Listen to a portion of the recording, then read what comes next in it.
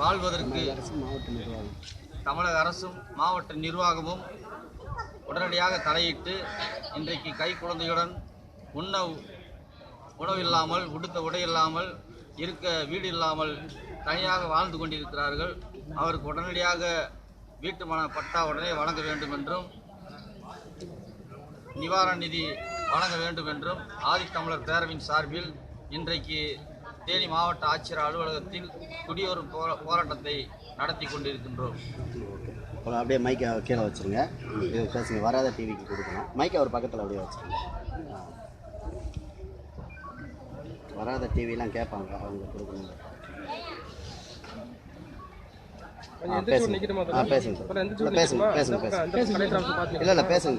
தேனி அள்ளி நகரம் நகராட்சிக்குட்பட்ட 12வது வார்டு பகுதியில் காந்தி நகர் பகுதியில் தாழ்த்தப்பட்ட மக்கள் அடர்த்தியாக வாழ்ந்திருக்கிறார்கள்.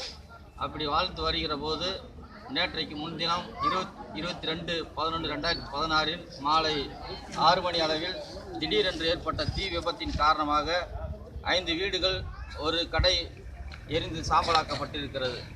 இதில் அந்த வீடுகளில் இருக்கின்ற அரசு ஆவணங்கள், கல்வி சான்றிதழ், பிறப்பு சான்றிதழ், ஆதார் அட்டை, வாக்காளர் அடையாள அட்டை உள்ளிட்ட அரசு ஆவணங்கள் எரிந்து சாம்பலாக்கப்பட்டிருக்கிறது.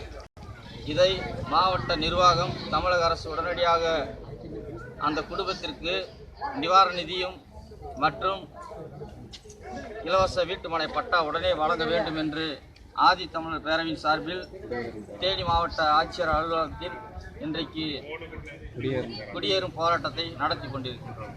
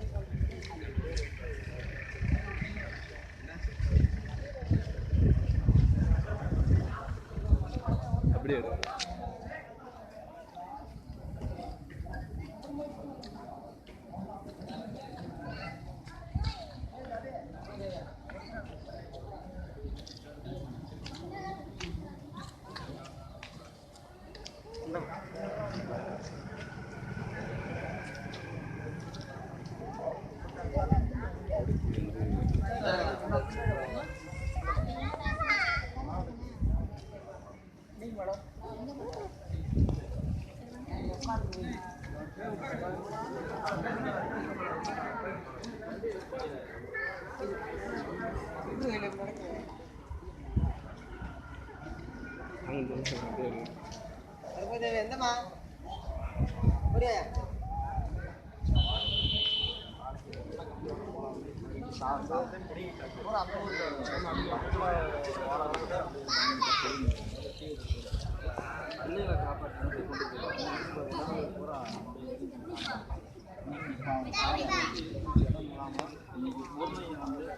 பணத்தை இழந்து இப்போ வீதியில் இருக்காங்க.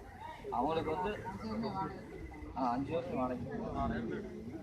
இப்போ சாப்பாட்டுக்கு வழி இல்லை, ரெண்டாவது இருக்கிறதுக்கு இடம் இல்லாமல் இன்றைக்கி ஆட்சியில் போய் பார்த்து மனு கொடுத்தாங்க.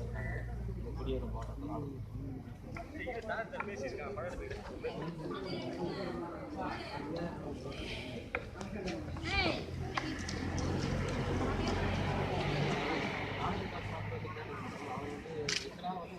ஜீவோ இருக்குது.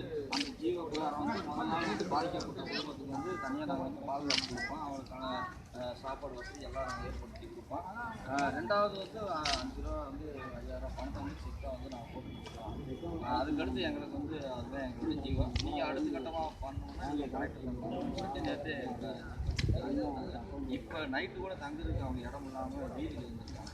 கொசுக்கடியில் தனியார் மண்டபத்தில் தங்க வச்சுருந்தாங்க. தனியார் மண்டபத்தில் தங்க வச்சு அவங்க வந்து எங்களுக்கு நிகழ்ச்சி இருக்குது, விசேஷம் இருக்கிறதுனால காலி கொடுங்கன்னு சொல்லிட்டாங்க. இப்போ எங்கள் அறிஞர் சமுதாயத்துக்கு உட்பட்ட ஒரு சமுதாயம் கூட வந்து அதில் தான் வந்து இப்போ அவங்க தங்கியிருக்காங்க.